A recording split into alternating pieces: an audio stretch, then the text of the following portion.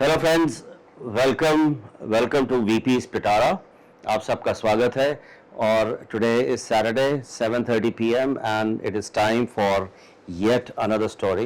And as usual, I've got a very interesting story for you, and there is just one word to describe the story: Pimple. Yes, that's the name of the story, Pimple. So let us give Pimple a begin. Divakar was late from work. That night was no exception. It had become the norm.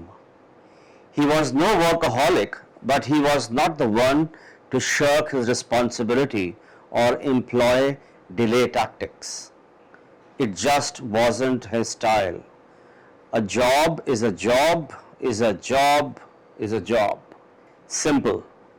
Work needs to be done. Period. Divakar lived by that philosophy each day of the year.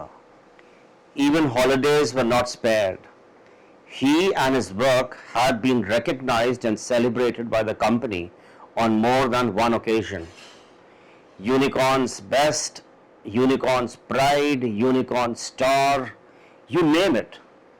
He made for an ideal employee, possibly the best. But overdrives don't come without a price. The days, time and mind applied so diligently at work would cause heartburns elsewhere. Yes, you got it right. The home front. Pratibha, the wife, was a reasonable, balanced individual who understood the compulsions of a job. She was a no-nagging, non-complaining partner, and she would call herself a zero maintenance girl. Although a stay-at-home mom by choice, she found time to indulge in baking, gardening, reading, and her fitness regimen, besides her hands-full moments with their identical twins, Love and Kush. Well, so far, so good. The wife was deprived of husband time, literally.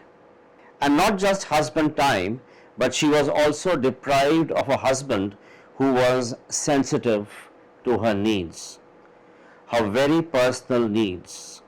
SEX. Oh my God, Divakar muttered aloud when he saw Pratibha at the door, all dressed up in her evening finery and ready to leave. It was Saturday, their undeclared day out. I'm so sorry. Let's go. I'll just take a minute. He rushed in towards the washroom, trying to cover up the lost ground. He was stopped midway. It's late, Devi, and you must be tired. Freshen up and come over. There's your favorite food on the table. We are waiting. Pratibha responded nonchalantly and proceeded towards the dining area.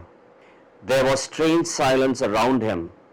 This was exactly what troubled Divakar the most. She never lost her nerve. She was always in control of her emotions. Divakar quietly moved to the washroom. The grind of the day was behind him and the domestic challenges had raised their head. He took a deep breath and calmed himself. They retired to bed early. No TV in the bedroom had its ups. They both had maintained the resolve. The boys had already hit the bed in the adjacent room. There was complete quiet in the house. Divakar turned in his position to make the first move, but Pratibha was quicker. Come, I'll press your body.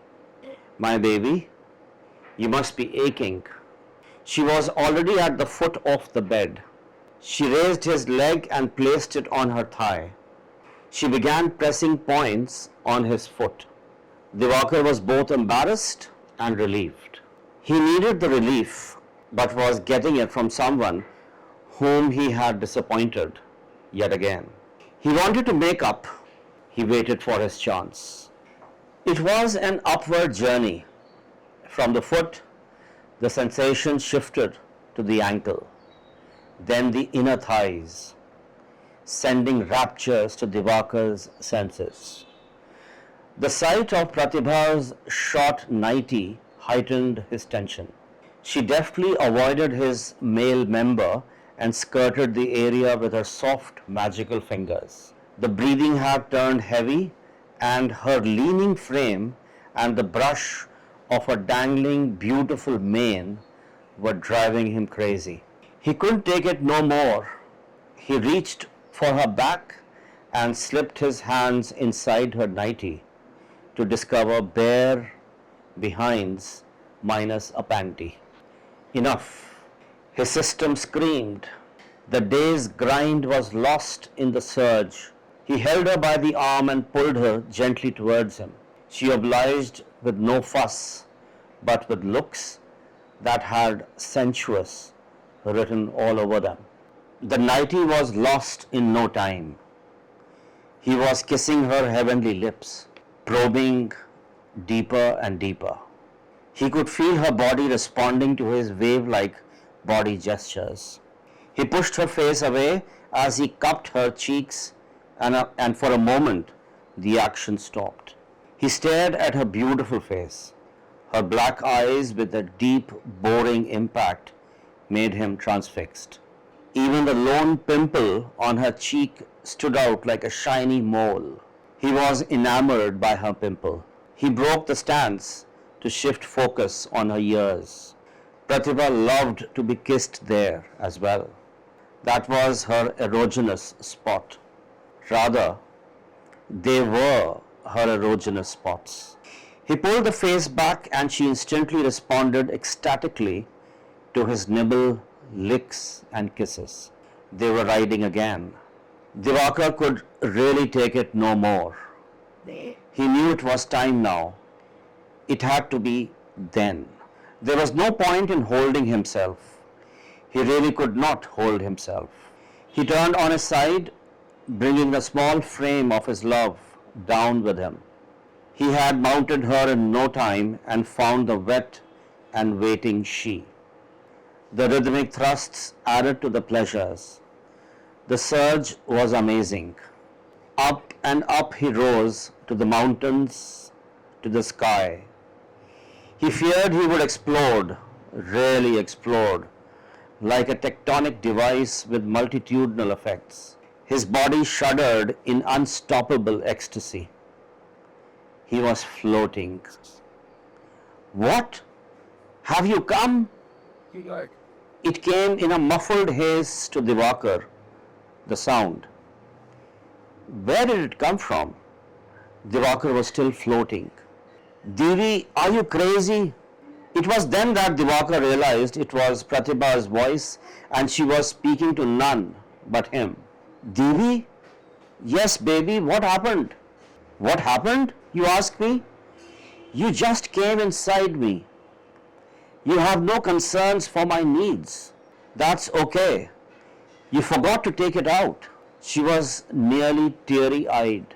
But baby, these are your safe days. Divakar was a mix of confusion and exasperation. What safe days? Baby, your periods are coming. These are your safe days. Divakar had not had a chance to collapse by her side yet. He was still suspended on all his fours, looking down at his wife of 12 years. My periods? I just finished my period about 2 weeks back. How can I have them again? Divi, you're off your head. We decided. No more babies. Oh my God, don't tell me. But then, your pimple? Divakar had a strange feeling in his stomach. Every time you have your period, you get a pimple, girl.